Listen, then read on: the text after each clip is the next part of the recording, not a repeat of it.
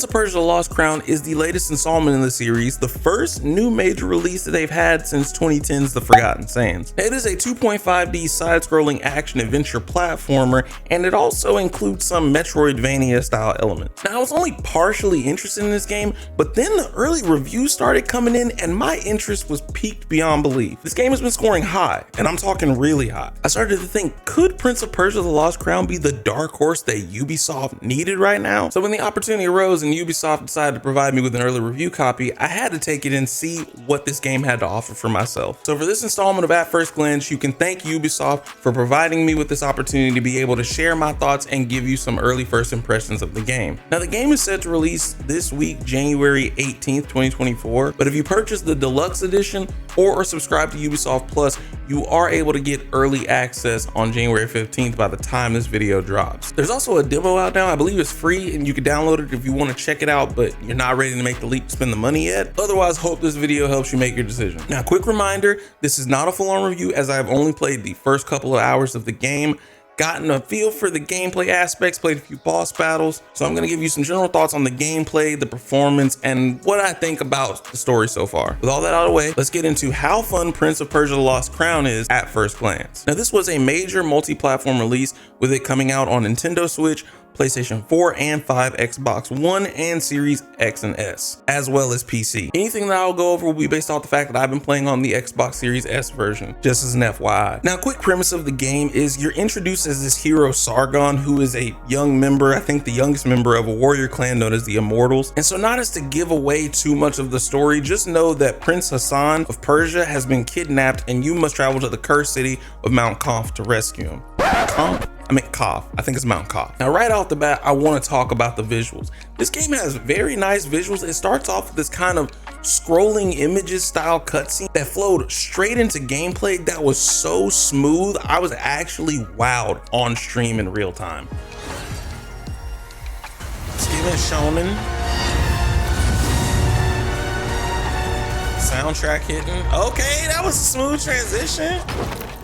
Smooth transition, Avalon crew, what up? That was a clean transition. Someone in my chat actually even made the remark that the art style really popped, and it also reminded them of Arcane, the series over on Netflix. And I can agree, for this to be a 2.5D platforming game, this game looks really smooth. It's visually crispy. It's got bright colors, and the character models are actually really solid. While we're talking about some specifications of the game, I would also like to point out that the voice acting is actually very good too. I wasn't exactly expecting it to have such captivating voice acting. I actually found it to be a step up from what we got in Ubisoft's last release with Assassin's Creed Mirage. Sargon, the Rashabar, the black wind that destroys all in his path. I didn't choose that name.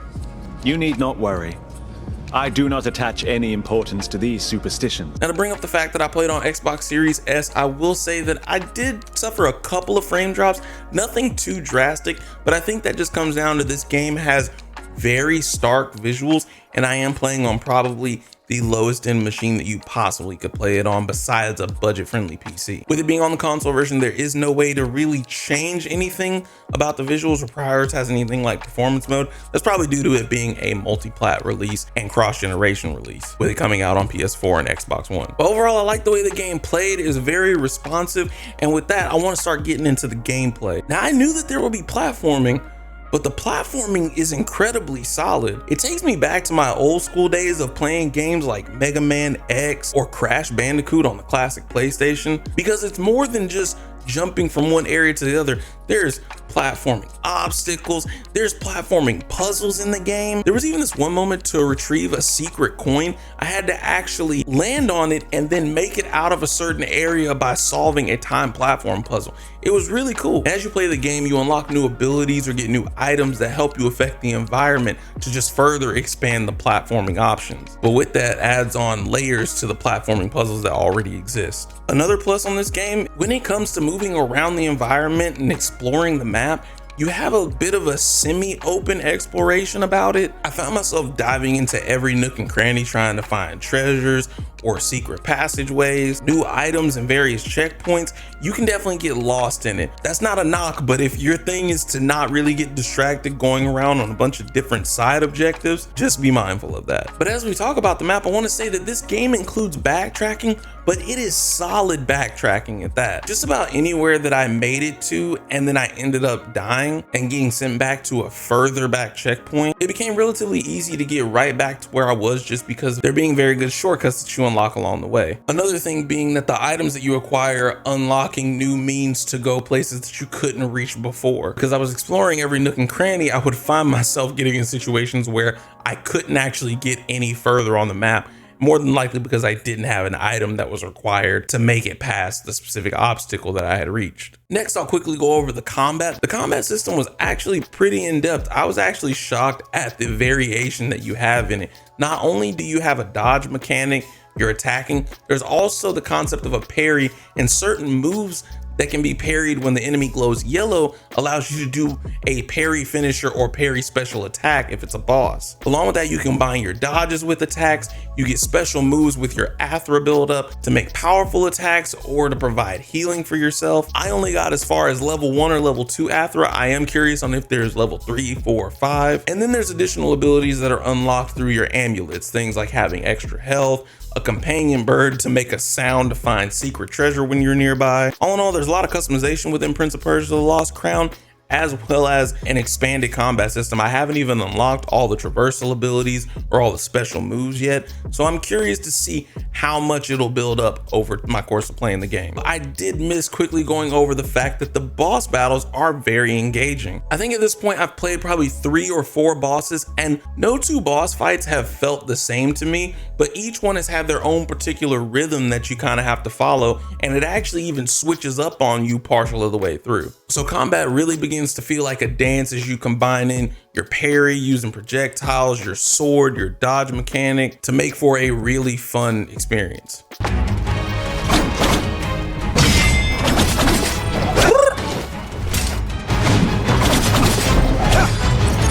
on. Yes, sir.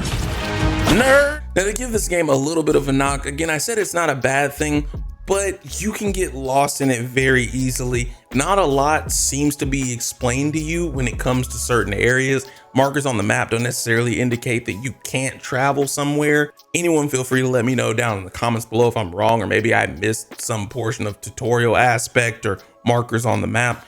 While you're down there, let me know that I'm wrong. Feel free to hit the like button, help get this video to more viewers. And another con that I'll give is that because the game is so heavy on platforming, timing, hitting triggers, and then getting from one area to another very quickly, it could be pretty rough having those little bit of performance issues on my Series S. So I can only imagine what the game kind of plays like when it comes to the Xbox One and PS4. I'll say this about the story. It seems pretty standard as far as I'm concerned in these first couple of hours. There's nothing with like a wow factor. It just seemed like a pretty predictable introduction. Come by over on the live streams and maybe that'll change the further that I get into the game. That's where you can come see if there's any updates to my thoughts. But for right now, all I can say is it doesn't seem to extend very much past the premise that I outlined earlier in the video.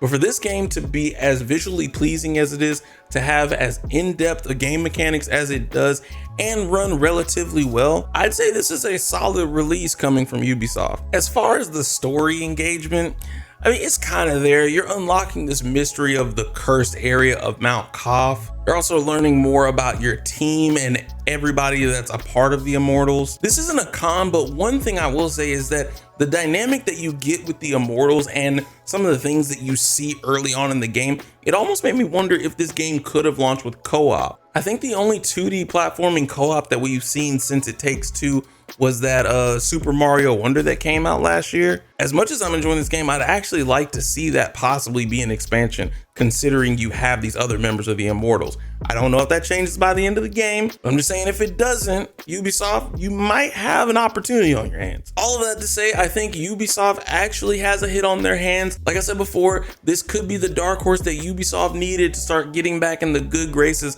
of fans of their gaming franchises. If you're into platformers, if you're into action, you're into puzzles, this is a game I can recommend that you pick up, especially if you're a fan of classic platformers. This game is definitely for you. Now, if you'd like to see my first impressions on another Ubisoft title, I actually dropped an at first glance video on Assassin's Creed Mirage, and you can click the card on the left to find out my thoughts on that. Otherwise, click the card on the right and check out games coming out in 2024 that I don't think you'll want to miss. Thank you for watching this far. If you did, consider subscribing to the channel because you obviously enjoyed the content, and I will catch you in a future video. Peace out.